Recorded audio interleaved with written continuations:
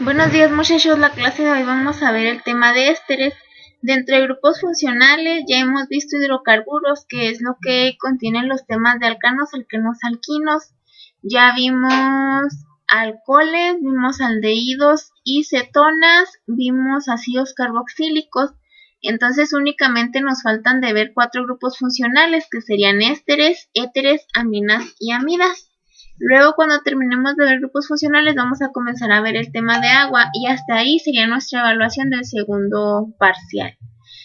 Bueno, entonces vamos a continuar con este grupo funcional que se conoce como ésteres.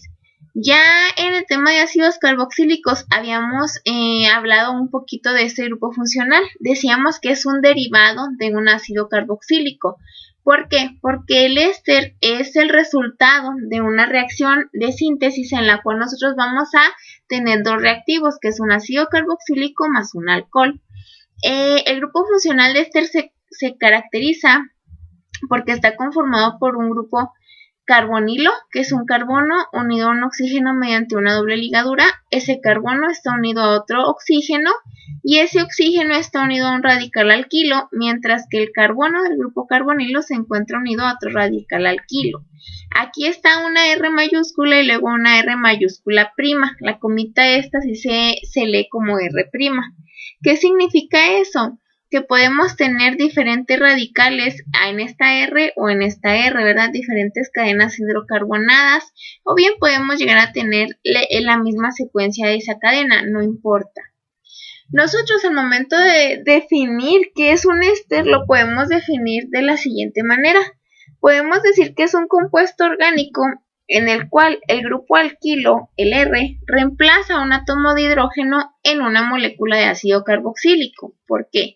Si ustedes recuerdan, el grupo funcional de un ácido carboxílico es un carboxilo. El carboxilo se caracteriza por estar conformado por un grupo carbonilo unido a un OH. Entonces, ¿qué diferencia tiene el éster con el ácido carboxílico? Que en vez de que aquí haya un hidrógeno del OH, va a haber un radical alquilo en vez de esa H. Por eso dice que un éster es un compuesto orgánico en el cual el grupo alquilo reemplaza un átomo de hidrógeno de un ácido carboxílico. Etimológicamente, la palabra éster proviene del alemán Essig-Éter, ¿verdad? Que es lo que mencionan aquí. ¿Qué significa si lo tradujéramos éter de vinagre? Que de esa manera es como se nombraba anteriormente al etanoato de etilo. Entonces, a partir del ácido etanoico se podía generar ese etanoato de etilo.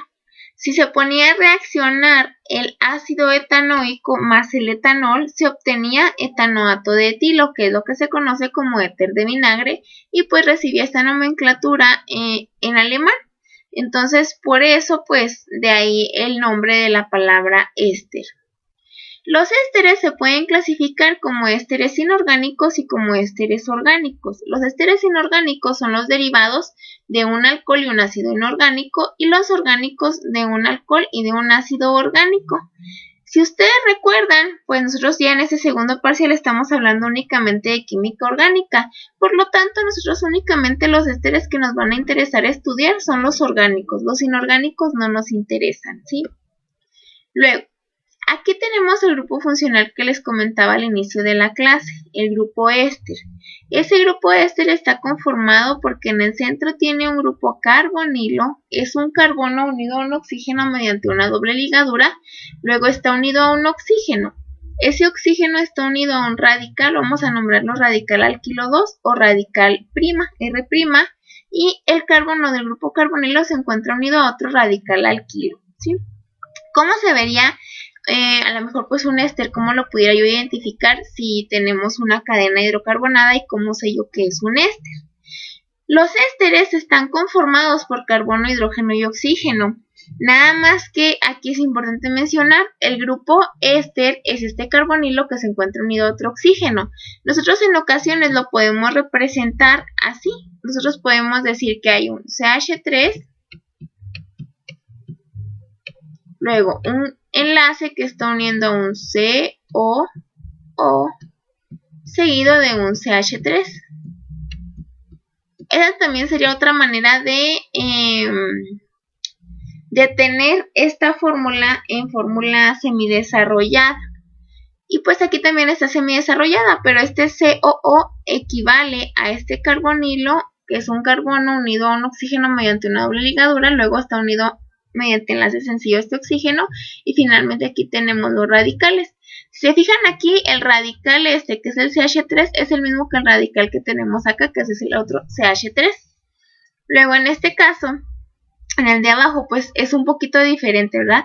Pero los radicales pues siguen siendo básicamente los mismos. Tenemos un CH3, CH, CH3 y aquí también CH3, CH, CH3.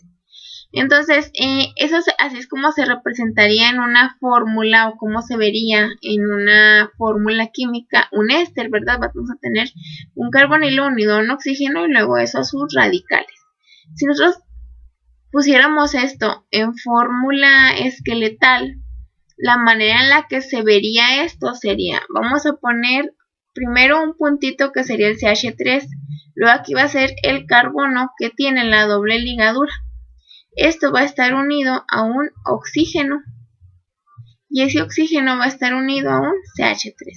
De esta manera es como representaríamos de manera topológica o de fórmula esqueletal este CH3, C, doble ligadura O y luego CH3. O bien únicamente pondríamos, en ocasiones se pone así, ¿verdad? Pero nosotros sabemos que lo correcto sería como la forma de arriba.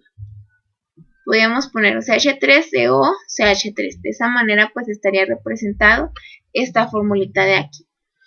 Ahorita en el tema de nomenclatura vamos a explicar exactamente cómo es que se nombran los ésteres. Solamente aquí pues quiero que quede claro, ¿no? Que vamos a utilizar el término ato, la palabra de y luego el prefijo hilo. Todos los ésteres se nombran así, etanoato de metilo, por ejemplo. Tenemos que tener, pues vamos a decir un conjunto de 3 palabras, ¿no? En el primero debemos indicar el número de carbonos que están conformando la cadena principal, que es la cadena o el radical que tenemos aquí, este radical R junto con este carbono. Este sería la cadena principal, que es lo que vamos a nombrar con la terminación ato. Luego el oxígeno es como si tuviéramos que reemplazar ese oxígeno por la palabra de.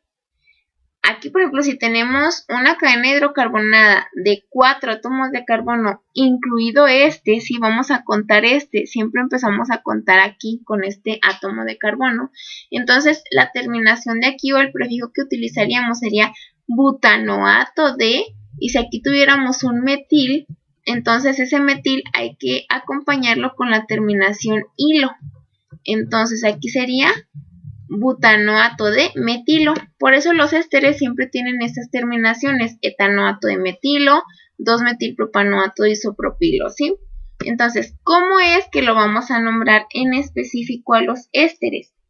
Se nombran partiendo del radical ácido terminado en ato, seguido del nombre del radical alquílico. Entonces, lo primero que tenemos que hacer es identificar la cadena hidrocarbonada más larga que se forma, que debe de tener en ella o contemplar al carbono del grupo funcional éster. Y a esa cadena hidrocarbonada, por decir, si está conformada por 3 átomos de carbono, entonces tendrá el prefijo propa. Si está conformada por 4, buta. Si está conformada únicamente por un carbono, meta. Si está conformado por 2, eta. Si está conformado por 5, penta. Por 6, hexa, ¿sí? Seguida de la terminación ato, entonces pudiera ser metanoato, etanoato, propanoato, butanoato, pentanoato, hexanoato, heptanoato y así sucesivamente. Luego tenemos que colocar la palabra de, que es como si fuera la sustitución del oxígeno, ¿no? Que está solito. Por ejemplo, butanoato de, y luego hay que nombrar el radical que se encuentra aquí en la R' que tenemos aquí representado. Si está unido ahí un etil, un metil, un isopropil, hay que anexarle el prefijo hilo. Entonces, por ejemplo, podríamos tener butanoato de metilo, butanoato de etilo, butanoato de propilo, butanoato de butilo, etcétera, ¿sí? Por ejemplo, aquí tenemos estos 4 fórmulas químicas y nos dicen, pues por favor, nómbralas, ¿no? Lo primero que tenemos que saber es, pues, qué grupo funcional es, pues para saber qué terminación tendríamos que utilizar. Aquí, por ejemplo, pues yo puedo decir, bueno, es un éster porque tiene el grupo carbonilo, está unido a un oxígeno y aquí pues tiene el radical R' y aquí el otro radical únicamente sería un hidrógeno. Entonces, bueno, ¿cuántos átomos de carbono contiene la cadena principal? La cadena principal quedamos que iba a ser la que está conformada por R, tomando en cuenta el carbono del grupo éster. Entonces aquí únicamente está conformada por un átomo de carbono, ¿verdad? Entonces yo digo, como está conformada por un átomo de carbono, va a tener la terminación meta. Luego vamos a utilizar el prefijo ato, entonces sería metanoato de, aquí va a ser la palabra de, estamos indicando que aquí está el oxígeno, y aquí tenemos nuestro siguiente radical, que es un CH3 que tiene por nombre metil, pero hay que cambiar la terminación por hilo. Entonces se va a llamar metanoato de metilo. En este caso de acá, en la siguiente fórmula, nuestra cadena principal está conformada por 2 átomos de carbono. En ocasiones va a ser necesario numerar esa cadena de carbonos. Siempre como número 1 vamos a tener el carbono del grupo éster. Y de esa manera el carbono 2 sería el de este lado. Entonces, aquí ¿cómo se nombraría este compuesto? Sería etanoato de metilo. En la siguiente fórmula sería propanoato de etilo. En la siguiente butanoato de metilo, ¿sí? Luego, ¿qué propiedades físicas poseen el grupo éster o los compuestos del grupo éster? Los ésteres pueden participar formando enlaces de hidrógeno. Pueden participar en los enlaces de hidrógeno como aceptadores, pero no como dadores en este tipo de enlaces, a diferencia de los alcoholes de los cuales derivan. Esta capacidad de participar en los enlaces de hidrógeno les convierte en más hidrosolubles que los hidrocarburos de los que derivan. Sin embargo, como tienen una limitada cantidad de enlaces de hidrógeno que puedan establecer, entonces se hacen o son más hidrofóbicos que los alcoholes o los ácidos de los cuales derivan. ¿Esto qué consecuencias tiene? Pues que los ésteres tienen, digamos, una limitada solubilidad en agua. Sí son solubles, pero no son tan solubles como los alcoholes o los ácidos, pero son más solubles que los hidrocarburos en agua, ¿sí? Entonces digamos que manejan cierta solubilidad en agua.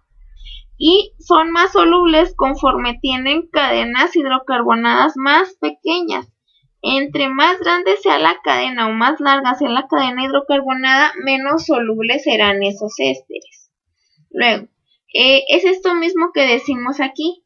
Esta falta de capacidad de actuar como dador de enlaces hidrógeno ocasiona que no puedan formar enlaces de hidrógeno entre moléculas de éster, lo que los hace más volátiles que un ácido o alcohol de similar peso molecular.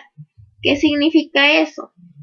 Que los ésteres son volátiles, es decir, se volatiliza, es como el alcohol, que ya ven, o la acetona, que si ustedes la dejan destapada, pues la tenemos en medio líquido, ¿no? Pero si la dejamos destapada, se volatilizan. Eso es la volatilización, o sea, es como si se convirtiera en gas y se evaporara, ¿no? Más bien. Entonces podemos decir que los ésteres son más volátiles que los ácidos o que los alcoholes y que tienen cierta solubilidad en agua. Son más solubles en agua que los hidrocarburos, pero menos solubles en agua que los ácidos o que los alcoholes. Luego, ¿qué hay en cuanto a su punto de ebullición? Tienen un punto de ebullición comparable con el de los alcanos para pesos moleculares similares, es decir, tienen un punto de ebullición similar a los alcanos. Los ésteres de bajo peso molecular son líquidos volátiles de olor agradable. Es por eso que son los responsables de los olores de ciertas frutas. Una de las principales características de los ésteres es que tienen un olor agradable. Y como son volátiles, se desprende fácilmente ese olor de los productos que contienen los ésteres. En cuanto a sus propiedades químicas, tenemos que pueden sufrir hidrólisis ácida o hidrólisis en medio alcalino. En cuanto a la hidrólisis ácida, ¿qué es lo que se tiene? Que cuando se expone al calor, un éster se va a descomponer regenerando el alcohol y ácido correspondiente que el original. Si se usa un exceso de agua, entonces es necesario utilizar un exceso de agua para que en la reacción de esterificación, en vez de que se vaya hacia la formación del éster, se vaya hacia la formación del alcohol y del ácido. Digamos que por medio de hidrólisis ácida podemos hacer una reacción inversa a la esterificación. En el caso de hidrólisis en medio alcalino, en este caso se utilizan hidróxidos muy fuertes para atacar al éster y de esta manera se pueda regenerar el alcohol que lo originó y se forma la sal del ácido orgánico, ¿sí?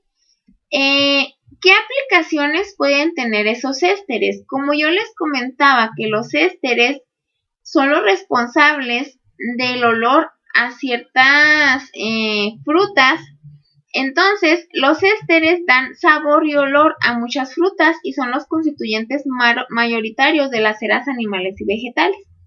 La mejor aplicación de los ésteres es que se utiliza en esencias para dulces, para bebidas, ya que se hallan de forma natural en las frutas. Es decir, una de las principales aplicaciones de los ésteres es como para dar olores o sabores porque tienen olores agradables. También se utilizan en la preparación de perfumes o en la preparación de antisépticos, como es el caso del cloruro de etil. Principalmente su función o su aplicación en la vida diaria es como aromatizantes. Por ejemplo, la esencia de grosella o de ron es gracias al formiato de etilo. Formiato de etilo es el nombre común con el que se conoce al metanoato de etilo. Luego, la esencia de manzana o de pera se debe al acetato de etilo, que su nombre de acuerdo a la UPAC es etanoato de etilo. La esencia de durazno se debe al butirato de etilo, que su nombre de acuerdo a la UPAC es butanoato de etilo. Luego también se pueden utilizar como solventes de nitrocelulosa, de lacas o de barnices, tal es el caso del etanoato de etilo, del etanoato de butilo, que es lo mismo que acetato, del etanoato de amilo también, ¿sí? Aquí es importante, ¿verdad? Nada más recordarles que muchas de las veces pues los compuestos no reciben la nomenclatura de acuerdo a la UPAC, sino que tienen nombres comunes o coloquiales. En el caso del metanoato, su nombre coloquial es formiato. En el caso del etanoato, su nombre coloquial es acetato. En el caso del butanoato, su nombre coloquial es butirato. Bueno, luego, pues aquí podemos observar las frutas. Ya ven, bueno, siempre tenemos nosotros a lo mejor que se compra algo, no sé, por ejemplo, un labial, un brillo, algo como que tenga esencias, ¿no? Y en ocasiones nosotros decimos, ay, esto huele muy rico, huele a plátano, huele a manzana, huele a naranja, pues nosotros podemos distinguir los olores, ¿no? Pero esos olores son debidos a los ésteres que contienen esas frutas. Entonces, por ejemplo, el olor a plátano se debe a este compuesto que tenemos aquí, que es un éster, que es el acetato de isopentilo, ¿sí? Gracias a este compuesto, pues el plátano tiene ese olor.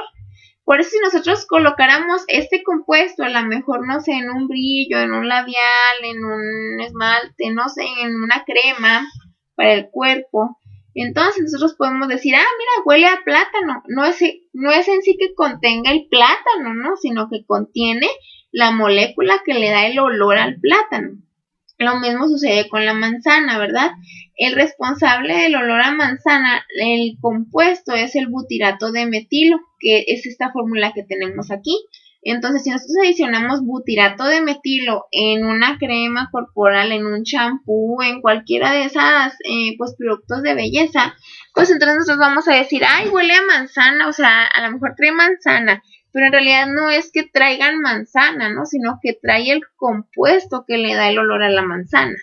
En el caso de la naranja contiene acetato de octilo, que es lo que le da esa esencia de naranja. En el caso de la piña, el butirato de etilo es el responsable del olor a piña. En el caso de la uva, el 2-aminobenzoato de metilo es el que le da ese olor característico a las uvas. Entonces, una de las aplicaciones principales de los ésteres son los olores frutales, esas esencias agradables que se desprenden de su conformación. En cuanto a las reacciones más comunes, la reacción más común de los ésteres es la esterificación, que es la reacción en la cual se une un ácido carboxílico con un alcohol y se origina un éster más una molécula de agua. El éster en su radical R va a conservar el radical o la cadena hidrocarbonada del ácido que lo originó, mientras que en el radical R' va a conservar el radical o la cadena hidrocarbonada del alcohol que lo originó. ¿A qué me refiero con esto? Por ejemplo, bueno, vamos a ver aquí. Por ejemplo, en el butirato de metilo, este es un éster, ¿no? Entonces, el butirato de metilo, vamos a suponer, está aquí en esta reacción.